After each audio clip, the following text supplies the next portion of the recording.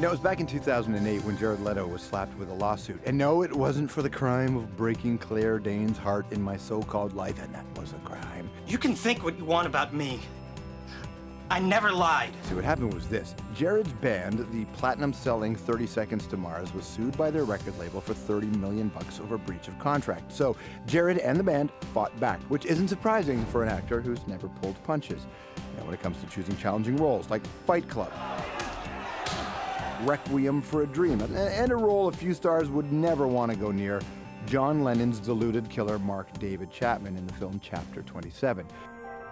It was like something out of The Wizard of Oz. In the end, 30 Seconds to Mars worked through their legal troubles. Their new record, Love, Lust, Faith, and Dreams, drops May 21st. Meanwhile, Jared takes us behind the scenes of that fight. It's in a documentary that premiered at the Toronto International Film Festival called Artifact. We just thought it bizarre that all of this revenue was being generated and that we were still $2.7 million in debt. So we started to look into it.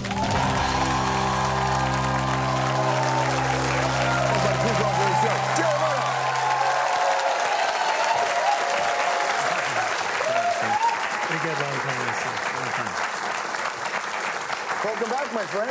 Thank you so much. I missed you. I missed you too. It's been a while. That is a beard, my friend. It is a beard. That is a beard. It's not Abraham Lincoln. It's me. They don't know who Abraham Lincoln is. Well, some do, but they weren't sure it wasn't. Okay.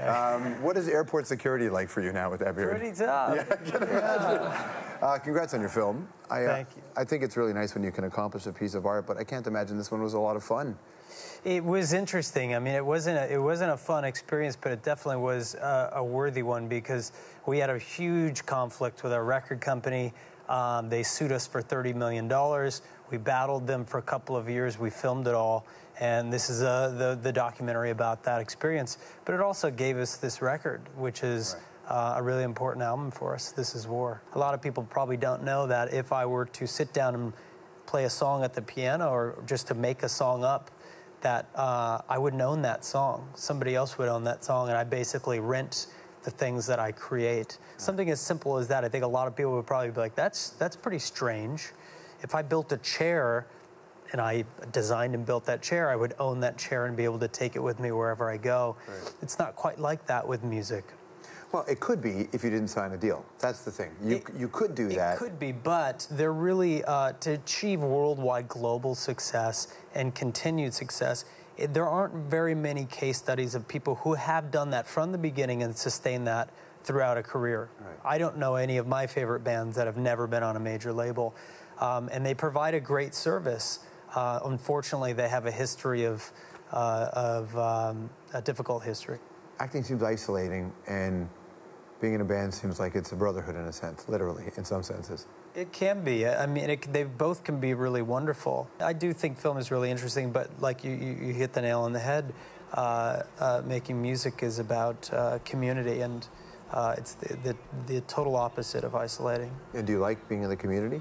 Oh, I love it. Yeah, that's what it's all about for us. It's always been an important part of who we are. Community has been everything.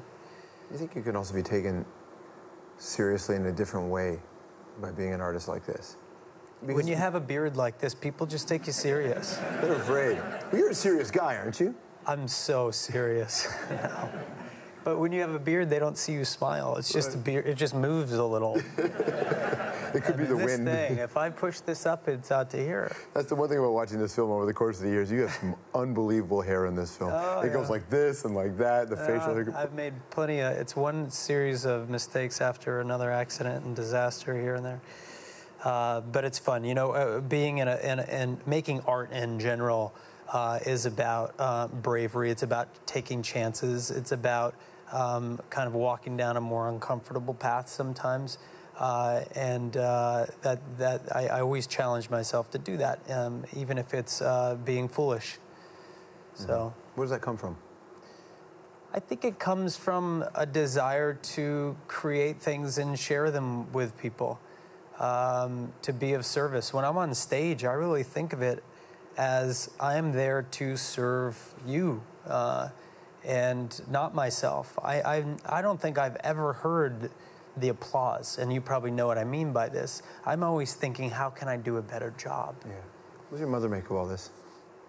I mean, she's ecstatic. You know, she's very proud. She has 2 kids. You know, we grew up on welfare and Medicaid cards, and my mom put herself through nursing school and made a life for herself and her kids. So she's thrilled beyond belief. You look in her eyes sometimes when you get off stage. What do you see in her eyes? She's trying to make me cry. No, I'm curious because it's the thing that they can relate to as well, right? Just that moment when you look at your mom. Because you know what it's like, man. You grow up with your brother and single mom, and she's a young mom, and it's hell. And she probably at times didn't think she could pull it off. Oh, certainly not. Certainly not. And it is a miracle that we're here, you know. She left a very oppressive time in the 70s, single mom with 2 kids, and it wasn't necessarily the most inspiring place to be where she was specifically. So she's a tough cookie. She followed dreams and made it happen for herself. Totally. It's good to see you again, man. Good to see you too. Buddy. Thanks. Say hello to everybody. The documentary is called Artifact.